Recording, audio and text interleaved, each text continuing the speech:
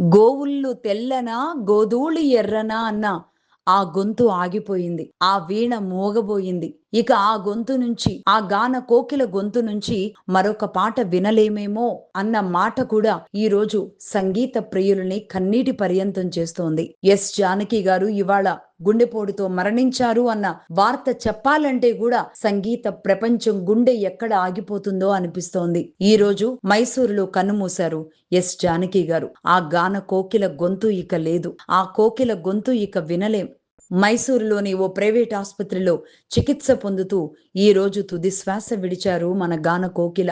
జానకమ్మ సుదీర్ఘ కెరియర్లో తెలుగు, తమిళం, మలయాళం, కన్నడతో సహా 17 భాషల్లో 48,000 కంటే ఎక్కువ పాటలు పాడిన ఘనత జానకమ్మకే చెందుతుంది. అలాగే ఆ గొంతును ఎన్నో అద్భుతమైన అవార్డులు కూడా వరించాయి. 4 జాతీయ అవార్డులను అందుకున్నారు. ఎస్ జానకి గారి మరణం యావత్ భారతదేశానికి లోటైతే దక్షిణ భారతదేశానికి తీరని లోటు. సంగీత ప్రియులకైతే ఇక ఆ లోటు పూడ్చలేనిది, ఇంకెవరూ కూడా ఆ స్థానాన్ని భర్తీ చేయలేనిది.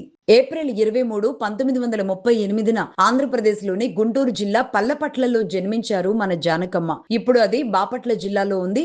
రేపల్లెకి దగ్గరగా ఉండే గ్రామమే పల్లపట్ల అనే గ్రామం. పల్లపట్లలో జన్మించారు జానకమ్మ.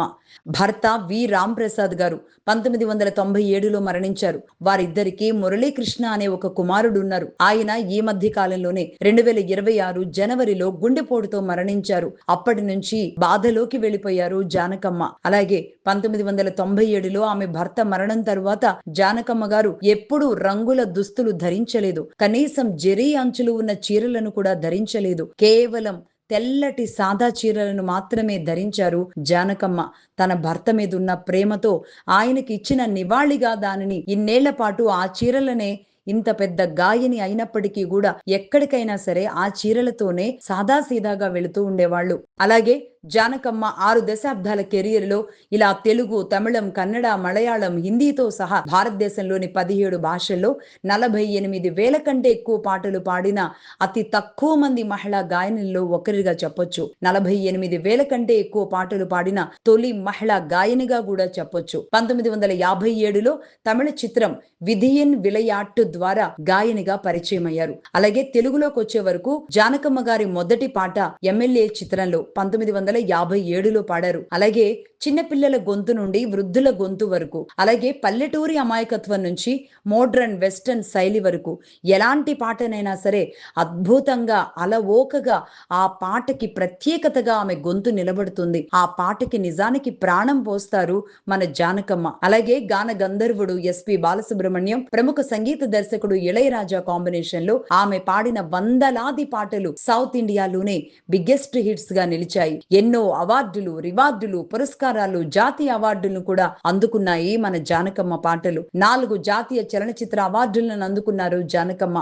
సెంతూరా పువ్వా తమిళ్లో 16 ఏళ్ల వయసు సినిమాకి సంబంధించిన ఆ పాట. సికారా సికారం మలయాళంలోని హిజ్ హైనెస్ అబ్దుల్లా సినిమా. అలాగే వెన్నెలావే అనే కడపుల్ అమైత మేడై తమిళం నుంచి, అలాగే తెలుగులో గీతాంజలి సినిమా పాట. ఈ విధంగా రాష్ట్ర ప్రభుత్వ అవార్డులను కూడా ఎన్నో అందుకున్నారు. ఆంధ్రప్రదేశ్ ప్రభుత్వం నుంచి నంది అవార్డులతో పాటుగా వివిధ రాష్ట్రాల నుంచి 30కి పైగా రాష్ట్ర ప్రభుత్వ అవార్డుల్ని సొంతం చేసుకున్నారు. అయితే పద్మభూషణ్ ని 2013లో తిరస్కరించారు జానకమ్మ గారు. కేంద్ర ప్రభుత్వం ప్రకటించిన పద్మభూషణ్ అవార్డును తిరస్కరించారు జానకమ్మ. దక్షిణ భారత కళాకారులకు ఆలస్యంగా గుర్తింపు ఇస్తున్నారని, తనకు దక్కాల్సింది భారతరత్న అని ఆమె ఆ సమయంలో పేర్కొన్నారు. ఇప్పుడు ఆమె మరణం తర్వాతైనా అలాంటి మన తెలుగు గాయని, దేశవ్యాప్తంగా కూడా ప్రముఖ గాయనిగా అందరి గుండెల్లో చిరస్థాయిగా ఉండిపోయే ఎస్ జానకమ్మకి భారతరత్న రావాలి అని తెలుగు నేల నుంచి ఆశిద్దాం. ఆ గొంతుని గుండెల్లో పెట్టుకుందాం. ఆ అమ్మకి వీడ్కోలు చెబుదాం.